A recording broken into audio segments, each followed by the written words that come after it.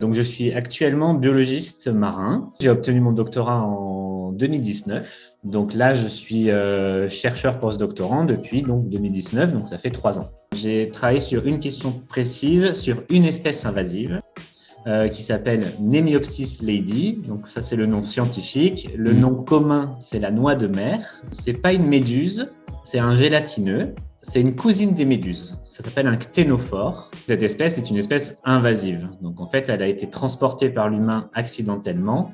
Elle vient d'Amérique. Elle a été introduite en Méditerranée et du coup, elle prolifère.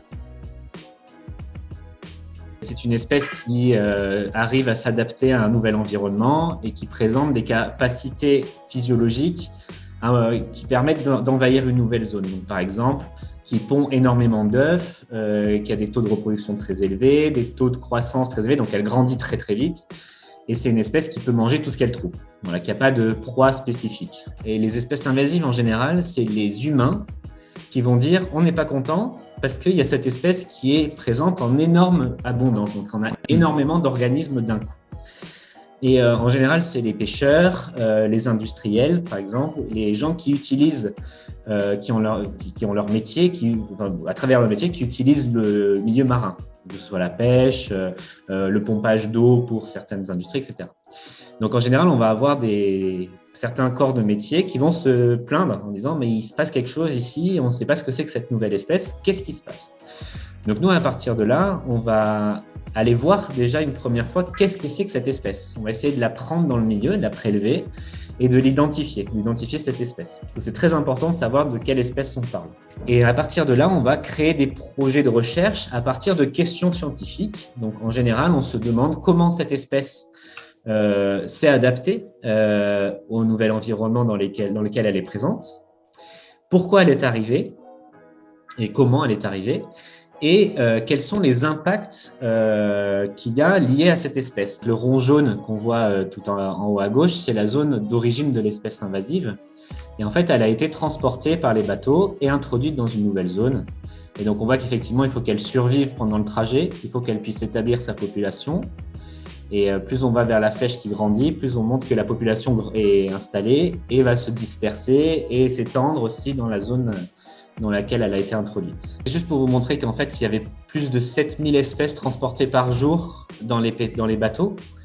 Et par an, on a plus de 4 gigatonnes d'eau de mer qui sont transportées. Et 4 gigatonnes, c'est énorme. Et voilà, je voulais juste vous montrer ces chiffres parce que je pense que c'est très important de le prendre en compte dans l'étude des espèces invasives et introduites. C'est qu'en fait, on a tous les jours un arrivage de nouvelles espèces et donc potentiellement de nouveaux problèmes socio-écologiques et socio-économiques et écologiques dans les prochaines années qui vont arriver.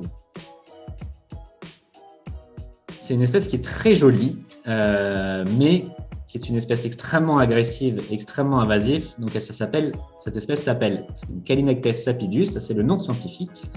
Et le nom commun, c'est le crabe bleu. Moi, je travaille effectivement actuellement sur cette espèce. C'est une espèce qui est également américaine. Il est présent du nord des États-Unis, en passant par le golfe du Mexique, donc au milieu, et jusqu'au sud de l'Amérique. Et en fait, donc cette espèce a également été introduite en Méditerranée. Donc là, c'est ce qu'on voit sur la droite, les points rouges et roses, et rouge clair. C'est toutes les zones où le Callinectes est présent en Méditerranée. Il a été transporté, vraisemblablement, sous forme de larves via les eaux de ballast des pétroliers. C'est un très gros crabe. Quand il a les pinces toutes ouvertes, il fait plus de 45 cm d'envergure. C'est une espèce qui peut faire également jusqu'à 500 grammes de poids. Et il peut vivre jusqu'à 3 ans à peu près.